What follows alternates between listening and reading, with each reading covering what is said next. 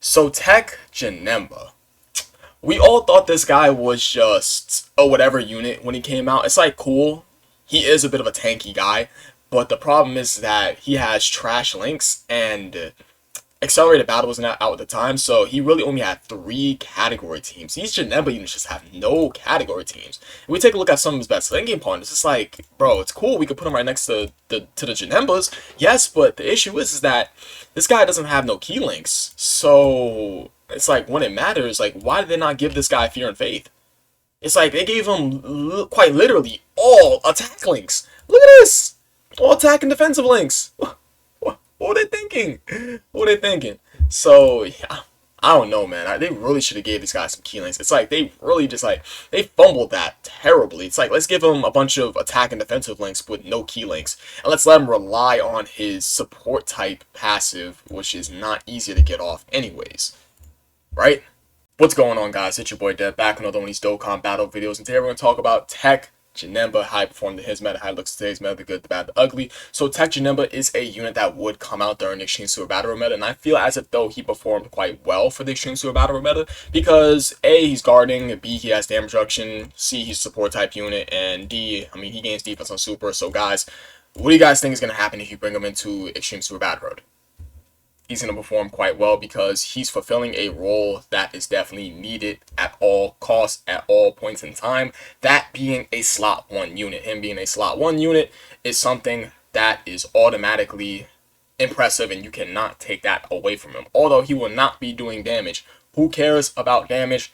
Obviously, this has been a point that people have been reinstating. Not just me, you, your mom, your dad.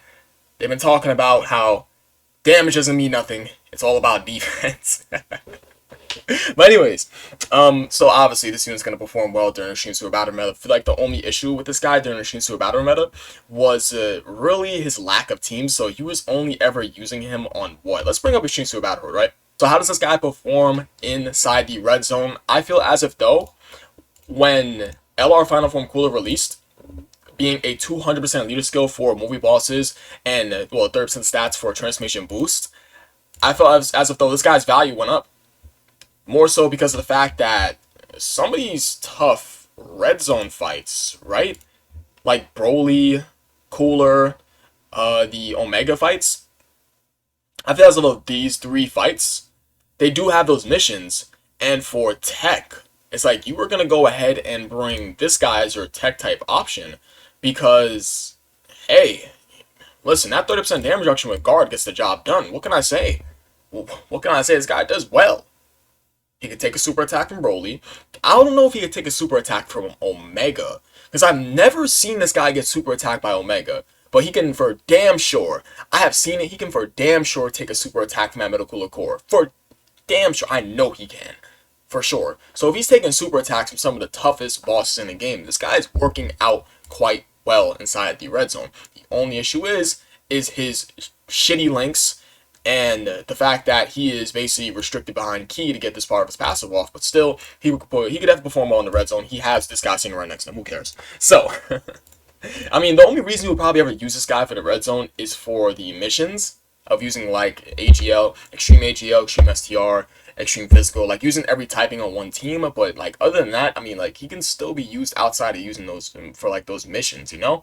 So I would say he performs well for Extreme Super Battle during his time, and I would say that he performs okay for the red zone today.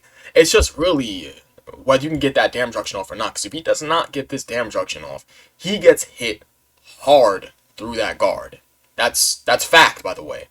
Let's be completely honest. He gets hit quite hard through his guard. For 55% to Rainbow, this guy can get hit quite hard through his guard without his damage reduction. So, what is good about this guy? I would say pre-transformation, he is a bit of a tanky unit, gaining defense on Super, which is definitely good. He does guard, which is the best thing about him. He's a support type unit, provided you do get those key spheres off, which is cool. 2 key and 30% attack and defense is definitely something I cannot shy away from. And he also has damage reduction. A damage reduction unit with guard, a support type unit that gains defense on Super, that's good. That's it. That's the only good thing about him. I feel like the only good thing about him is literally the 4 things I said about him. So, what is bad about this unit? He has useless transformation. Don't you ever, and I mean ever, transform this unit. If you transform this unit in new meta content, you lost. Because you know why? It's like, okay, cool. He changes rainbow orbs, he gains more attack, and he has a 50% chance to dodge if he gets one rainbow key spear. Right? Yeah, 50% chance to dodge with a rainbow key spear obtained. Guys. Now, for my people down below in the comment section, class is in session. Open your books to page 47. Are you taking guard? Or are you taking dodge? Taking guard or a 50% chance to dodge? This guy loses guard when he transforms. Sure, he gets a better link set. Hell yeah, his link set is really good after he transforms. Shocking speed, brutal beatdown, metamorphosis, fear and faith, nightmare, big bad bosses, fierce battles obviously there. Fierce battle, nightmare, big bad bosses still. There's like all these links together are definitely good for sure post transformation because he's gaining the links that he needs. But guess what? He sucks when he transforms. It's like, okay, 180% attack and defense, who cares? And a 50% chance to dodge and a rainbow orb changer. But guess what? He gets touched once, he dies. That's it. He gets touched once, he's dead. Yeah? Okay? It's like, we taking guard or dodge? Like, let's keep it 150,000. You guys are picking guard. Yes? I could hear you guys screaming through your phone, your tablet, your laptop. You're taking guard. Okay, you passed the class. Passed the class. Good job. So, I feel like the issue with this guy is that he has a completely useless transformation. Unless you're using them for links, let me go ahead and bring up this Janemba. Who's he link up with? Just to double check. I mean, he's a perfect linking partner with Int and STR Janemba, and he shares links with physical Janemba. He's useless. I'm sorry. He's only usable for his link. He's a link battery. That's it. He's just a link battery. He has a useless transformation, and this is not guaranteed at all. I found that getting 2 rainbow key spears is not easy with this guy at all. Getting 2 rainbow key spears and getting 4 key spears. 4 key spears, and keep in mind that getting 4 key spears, if you get 1 rainbow key spear within those 4 key spears, then his support type passive will not proc. You have to get 4 exact key spears. If you get 3 key spears and then 1 rainbow key spears, it's not going to proc. Which I found very annoying about how they did his passive. They separated it between key spears. It's like 4 or more type key spears. Because look, right there, it says type key spears. 4 key spears for this guy to get his support type passive off is just ridiculous. That is trash. That's not good. And 2 rainbow orbs for damage reduction, it's like, people may look at that and be like, okay, that's not that bad. But guys, listen, that may not look bad, but that's not easy. It really isn't. Because this guy, he needs a super attack, and he needs to get his damage reduction off. It's like the support type passive is a plus, but like I said, them locking this behind 4 orbs compared to Pycon's 3 orbs is super annoying. And then Pycon gains like a 50% chance to dodge and seals when he gets 1 rainbow orb. Like, what? Man, oh man, he also has a garbage link set, obviously. He does have big bad bosses, but still, like, Master of Magic. What? He's on no category teams. His link set pre-transformation is trash. It's like he's restricted behind getting key spears. Gets basically 2/3 of his passive off, and corroded body and mind is a dead category.